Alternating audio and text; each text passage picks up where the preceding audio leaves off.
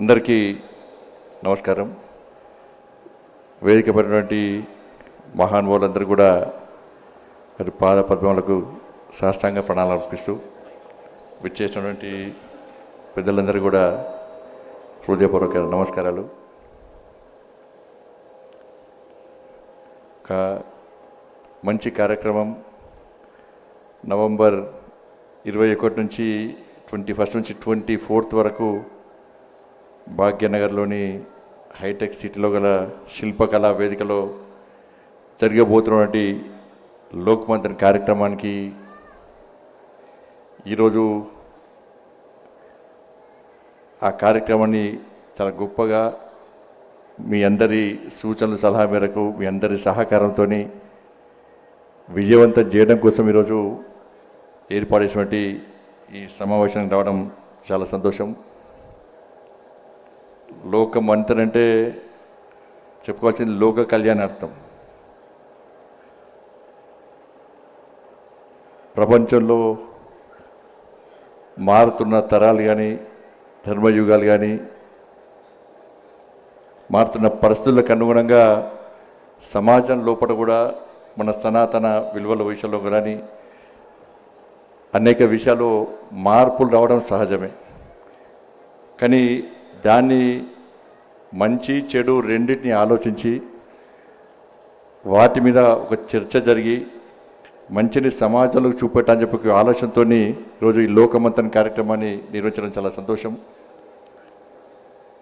వాస్తవ చరిత్రను తెరమరుగు చేస్తూ అర్థం పర్థం లేని యొక్క కల్చర్ను తీసుకొచ్చి అనవసరపు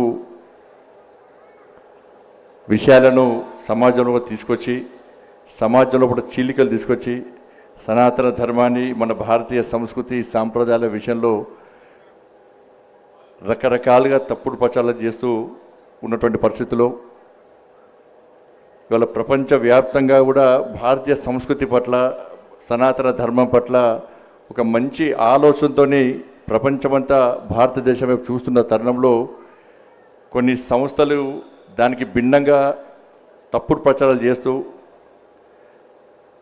వాళ్ళ ధర్మీ సమాజానికి ఒక మంచి స్ఫూర్తిదాయకమైన సందేశం అందించాలని చెప్పి ఒక ఆలోచనతో ఇవాళ లోక్మంతన్ కార్యక్రమాన్ని చాలా పెద్ద ఎత్తున నిర్వహించడానికి ఈరోజు సన్నాహక సమావేశం ఏర్పడడం చాలా సంతోషం. అందరు మీలాంటి మహానుభావుల యొక్క పెద్దల యొక్క సూచనలు మాలాంటి కార్యకర్తలు కూడా తప్పకుండా అవసరం. Nation first, party next, family last అనేటువంటి ఒక ఆలోచనతో ముందున్నటువంటి కార్యకర్తలు మేమందరం కూడా. కాబట్టి కేవలము చర్చ జరగడంతో పాటు సమాజంలో కూడా ఒక మార్పు తీసుకురావాలనే ఉద్దేశంతో మనం చేస్తున్న కార్యక్రమం ఈ లోక్మంతన్ కార్యక్రమం.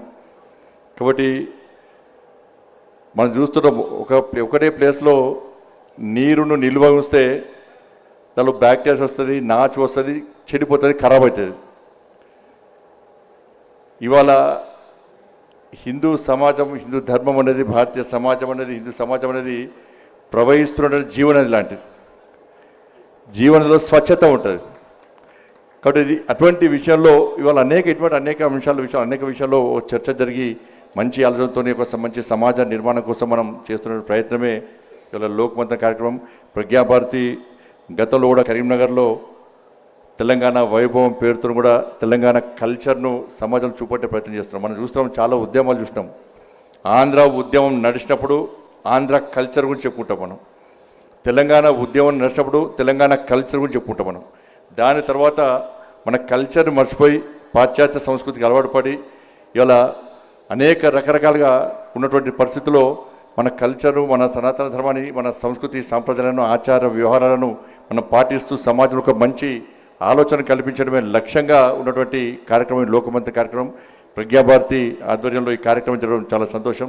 తప్పకుండా అందరూ కూడా దీనికి సహకరించాల్సిన అవసరం ఉంది. అందరి ఆలోచనలు కూడా దీనిలో జోడించాల్సిన అవసరం ఉంది.